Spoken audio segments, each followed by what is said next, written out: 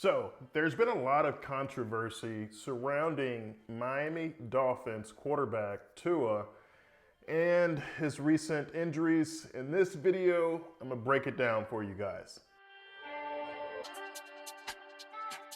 What's up, everyone? My name is Dr. Webb. I'm a board-certified orthopedic spine surgeon here in San Antonio, Texas, and I've been watching all this news coverage about Tua's injuries and just wanted to give my thoughts. If you haven't heard, Tua suffered 2 concussions. I'm gonna go ahead and say it. It was actually 2 concussions and a few recent games. The first one was against the Bills. This was the week prior, where he was rushed by the defensive lineman and fell back and hit his head. When he got up, he was stumbling. He actually fell back down and was taken off of the field. There's a lot of controversy surrounding the return to play for Tua, and I'm a little disappointed in the NFL right now, and also a lot of the coaches and coaching staff. I'm gonna get straight to the point. Tua should not have played this recent game against the Bengals. He had another concussion, he hit his head again, and all online you see all these pictures of his hands, and they were really distorted in the way that they were configured. And a lot of people are wondering, like, wow, what's going on? Well, his first concussion that he had, when he hit his head, he got up stumbling, fell back down. That is a sign of a concussion. So first of all, what's a concussion? We're gonna go to the NFL's website, and they have a definition of concussion that I wanted to share with you guys. A concussion is a subset of a mild traumatic brain injury characterized by acute transient impairment of neurologic function secondary to an impulsive force transmitted to the head. Huh? It's a mouthful. But essentially what a concussion is a brain injury. When that happens, your body responds in various different ways. Some people with a concussion, they get up and they forget kind of what happened. They take a big hit to the head and they forgot that hit. Like, wow, they look around like, where am I at? Other people, they have symptoms and also signs that are telltale for a concussion. When the brain takes a hit from a car accident, a fall, from a mechanical object that strikes the head, it sends off a lot of neurotransmitters, and it essentially goes into overdrive, and it sends impulses and signals to your muscles, to your extremities, and they basically just go haywire. And that's essentially what happened to Tua. When you saw his hand kind of distorted in all different types of configurations, it's because his brain was on overdrive. His neurotransmitters, his sympathetic nervous system was essentially on overdrive, and his muscles kind of reacted to that.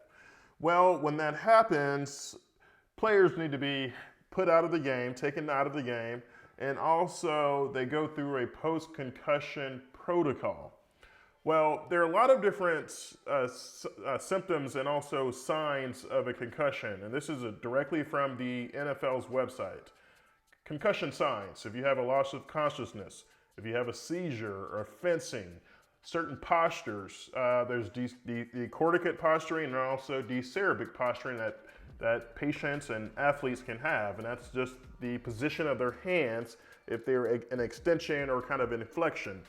If an athlete is slow to get up from the ground after a play or a big hit, if they have balance problems, gait abnormalities, that they're stumbling, if they look confused and disoriented, if they're clutching of their head, they have amnesia, they can't remember, those are all signs of a concussion. For symptoms, things that we look out for as physicians and as coaching staffs and the athletic trainers, what they look out for: headaches. Something that the athletes will tell you, they have a headache. And that's actually the most common symptom of a concussion. If they're dizzy, they're lightheaded, if they have nausea, visual disturbance, that they're seeing stars or ringers in their ears, vertigo. Those are all symptoms of concussions. How do we actually diagnose a concussion? Well, it's based off of an exam. The first thing that actually happens is actually on the field. When the trainers or the physician that goes to the field, they usually do a quick neural exam or cognitive exam on the field. And then the second part is actually off the field, an off-field assessment. And essentially there's assessment tests and there's scoring tests that you can do. One more popular one is called a SCAT-5 or Sports Concussion Assessment Tool.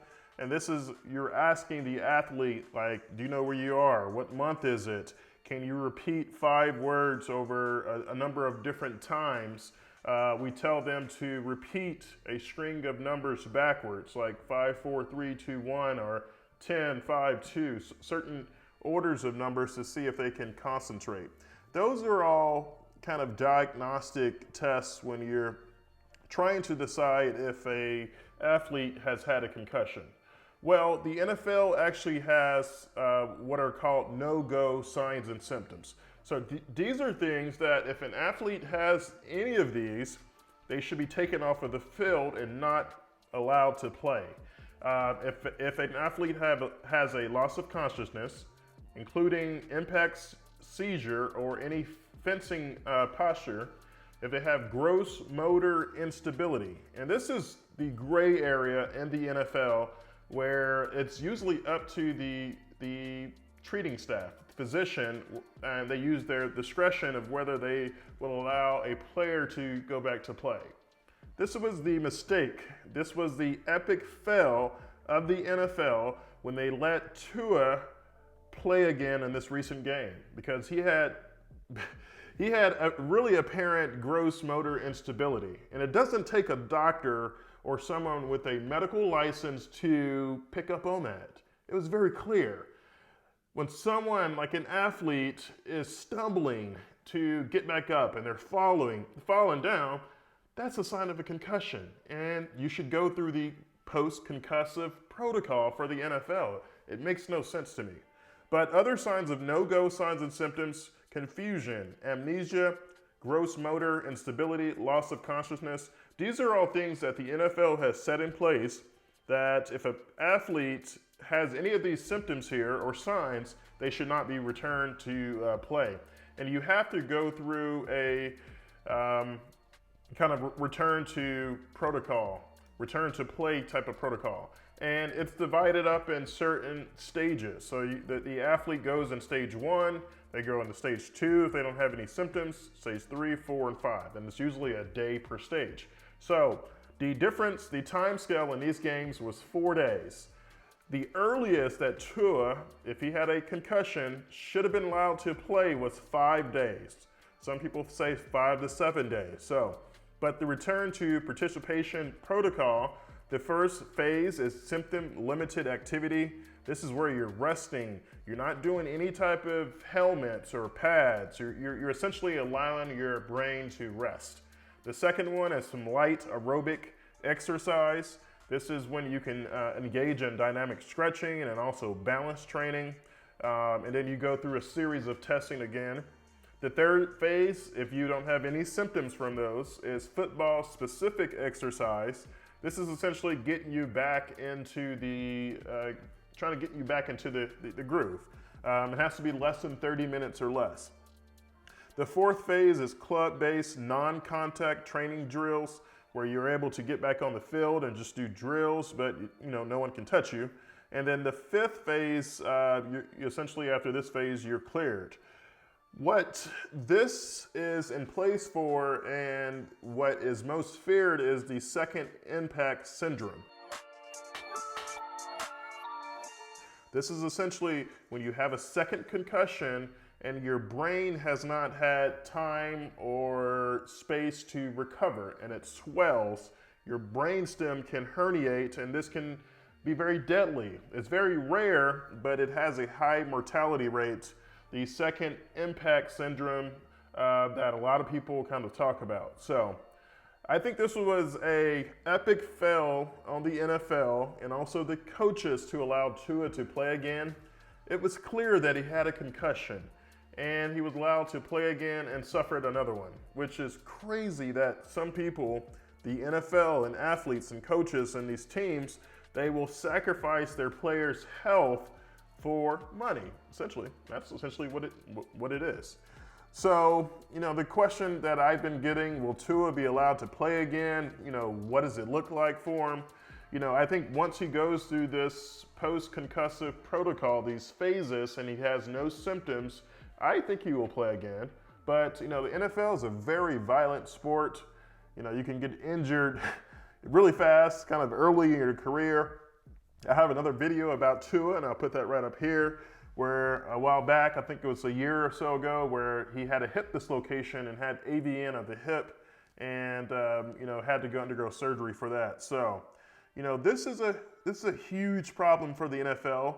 There's already some reports out about they're making kind of changes to their protocols, where if anyone has any of those no-go symptoms, they're not allowed to play. There's no question about it, because the gross motor instability part of that concussion diagnosis, there was a lot of gray area with that with the NFL, and I think these new protocols will be good to eliminate that. If anyone is seen stumbling, disoriented, if they fall or they're dazed, you're out of the game.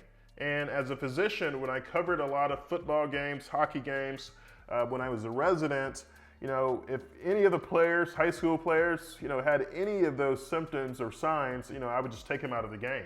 There's no question about it. And I never got a question or got, any pushback from any of the parents about like, hey, why can't my son play? In high school, you'll play next year. Or if you don't play again, like, who cares?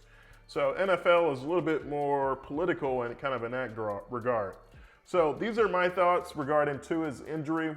The NFL, you got to do better. I mean, this is ridiculous that you're putting money and, your own needs and wants over players' health. Chronic traumatic encephalopathy, or CTE, that's a real problem. When you're doing these autopsies of NFL players who have played a number of years, and you see the atrophy in their brain, it's incredible. And it's very eye-opening to just learn about these things and what players go through when you're getting pounded on the field. And it definitely takes a toll on you. So this is Dr. Webb responding to Tua's second concussion. He should not have been allowed to play that second game against the Cincinnati Bengals. And, I wish him a speedy recovery.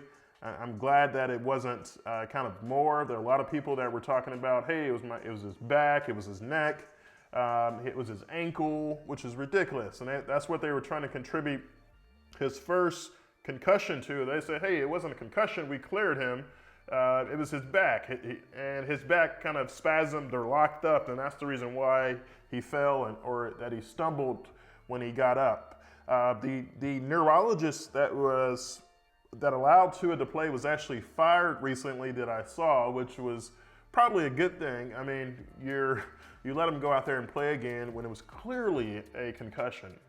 But I wish Tua kind of, a speedy recovery, get back out there and play again, and hopefully this doesn't happen again, and hopefully the NFL will come up with stricter rules and can, own up to their mistakes, because this was an epic fail by the NFL and coaching staff. This is Dr. Webb. Thank you for watching. We'll see you next time.